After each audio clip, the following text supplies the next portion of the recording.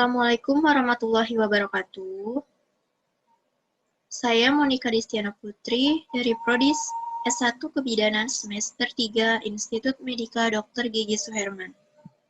Di sini saya akan mempresentasikan tentang breastfeeding atau menyusui. Menyusui adalah proses pemberian air susu ibu atau ASI kepada bayi sejak lahir sampai berusia 2 tahun. Jika bayi diberikan ASI saja sampai usia 6 bulan tanpa menambahkan dan mengganti dengan makanan atau minuman lainnya merupakan proses menyusui eksklusif.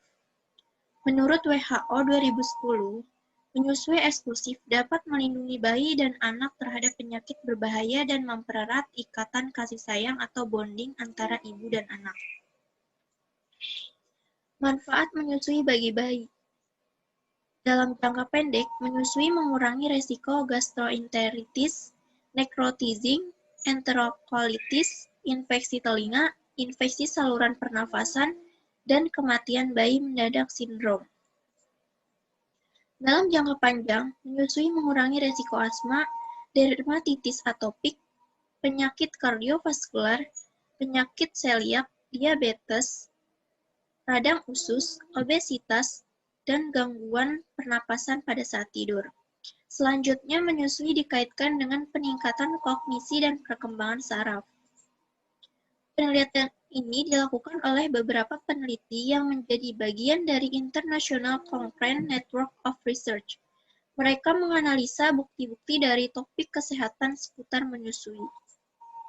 Menyusui juga bermanfaat bagi lingkungan dan tidak memerlukan pabrik, pengemasan, penyimpanan, transportasi, atau pendinginan serta tidak menghasilkan limbah dan merupakan sumber daya terbaru.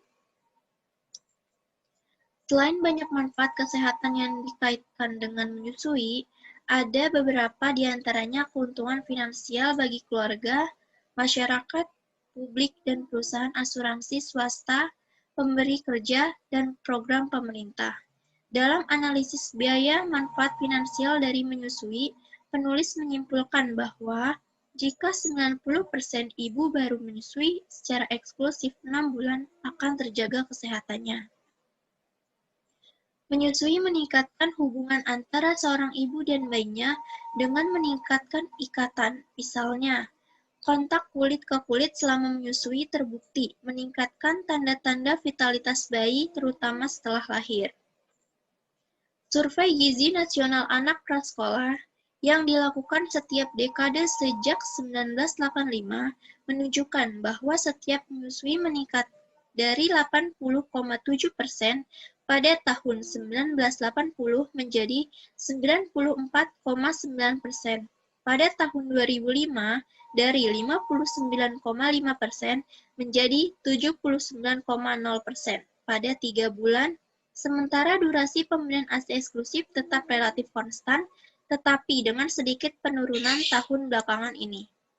Agar proses menyusui berjalan lancar, maka perlu dukungan dari ibu menyusui tersebut selama proses laktasi, terutama kondisi kesehatan ibu menyusui baik secara fisik dan psikis karena jika kondisi kesehatan ibu baik, maka akan berpengaruh pada produksi dan pengurahan ASI selama proses menyusui. Frekuensi menyusui juga merupakan hal yang berpengaruh pada peningkatan berat badan bayi. Semakin tinggi frekuensi menyusu, maka bayi mendapat gizi yang lebih optimal sehingga berat badannya meningkat. Memberi ASI secara on-demand atau menyusui kapanpun bayi meminta adalah cara terbaik karena dapat mencegah masalah pada proses menyusui dan bayi tetap kenyang.